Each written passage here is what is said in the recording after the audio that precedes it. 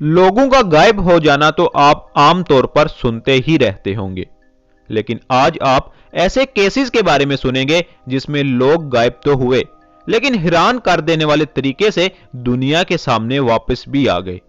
और आप इनके बारे में जानकर बहुत हैरान भी होने वाले हैं। वीडियो शुरू होने से पहले अगर आपने हमारा चैनल सब्सक्राइब नहीं किया तो सब्सक्राइब कर दें और बेल आइकन पे भी क्लिक कर दें ताकि नई आने वाली वीडियो की नोटिफिकेशन सबसे पहले आपको मिल सके। स्टीवन कोम्बैकी। फरवरी 1978 में एक दिन लेक मिशिगन के पास स्टीवन कोम्बैकी अपने मुल्क में होने वाले स्की कंपटीशन में हिस्सा लेने वाले थे। वो इस रूट पर पहले भी बहुत बार स्की कर चुके हैं, तो ये उनके लिए कोई ज्यादा मुश्किल नहीं होने वाला था। लेकिन बाकी की कहानी यहां से ही पलट जाती है।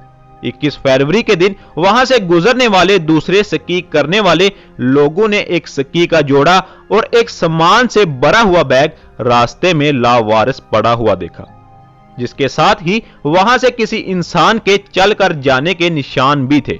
बदकिस्मती से ये पैरों के निशान एक जमी हुई झील की तरफ बढ़ रहे थे, लेकिन वापस आने के नाम पर कुछ भी दिखाई नहीं दिया।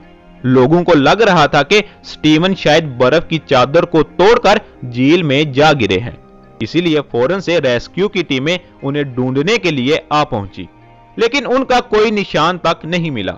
और इस वाकये को पूरे 15 महीने गुजर गए। जब स्टीवन कोम्बैकी जागे तो उन्होंने अपने आप को एक खेत में बदहवास हालत में पाया।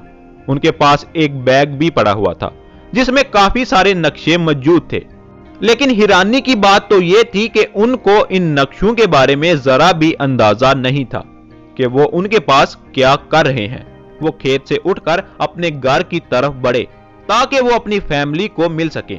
घर के लोग जो कि स्टीवन को मरा हुआ समझकर अब भूल भी चुके थे, अचानक से उनको देखकर घर वालों की तो पैरों तले जमीन ही निकल गई। एक और हैरानगी की बात तो यह थी कि स्टीवन की आंख पैट्स फील्ड में खुली, जो कि उस स्की वाली जगह से लगभग 1000 किलोमीटर से भी ज्यादा दूर था।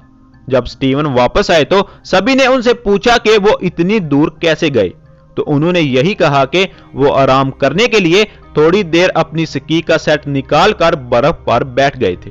इसके बाद 15 महीनों तक उनके साथ क्या हुआ ये उनको भी नहीं पता, और वो आज इस हादसे के बारे में बात करने से भी कतराते हैं। गैब्रियल नेगी। यह बात है सन 1987 की, जब अपनी दुकान पर काम करते हुए गैब्रियल ने अपनी वाइफ को फोन करके कहा कि वो घर खाना खाने आ रहा है। उसकी वाइफ ने खाना तो बनाया, लेकिन गैब्रियल ने वो खाना कभी नहीं खाया। असल बात तो यह है वो कभी घर लौटा ही नहीं।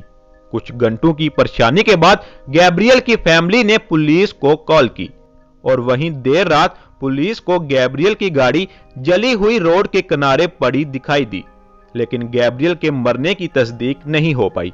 इसीलिए उसकी फैमिली ने पुलिस के साथ मिलकर गैब्रियल को बहुत ढूंढा। जगह जगह पर उसकी तस्वीरें भी चिपकाई, लेकिन कहीं से भी गैब्रियल की खबर नहीं मिल सकी। जब उस काम में 2 हफ्ते गुजर गए तो पुलिस को एक हैरान कर देने वाली खबर मिली। सिडनी से 100 मील दूर दूसरे शहर में गायब होने के 2 हफ्ते बाद गैब्रियल ने अपने बैंक अकाउंट से पैसे निकलवाए, लेकिन जब पुलिस वहां पहुंची तो तब तक गैब्रियल फिर से गायब हो चुका था। अब की बार शुरू होने वाली तलाश पूरे 2 साल तक चली। सबको लग रहा था कि गैब्रियल अब इस दुनिया में नहीं है, और पुलिस तो उसके केस की फाइल बंद करने ही वाली थी। लेकिन स्टेशन पे खड़े एक पुलिस वाले ने जब उसकी फाइल को देखा तो उसे एक जोरदार झटका लगा, क्योंकि वो पुलिस वाला ऐसे एक इंसान से मिल चुका था जिसने अपने चेहरे की सर्जरी करवाई है, और रॉन सैंडर्स नाम का यह आदमी सिटी ऑफ मैकाई में रहता था। यह शहर सिडनी से 1600 किलोमीटर दूर था। वहीं रिकॉर्ड्स ये भी बता रहे थे कि इस आदमी को गैब्रियल नेगी के नाम से भी जाना जाता है।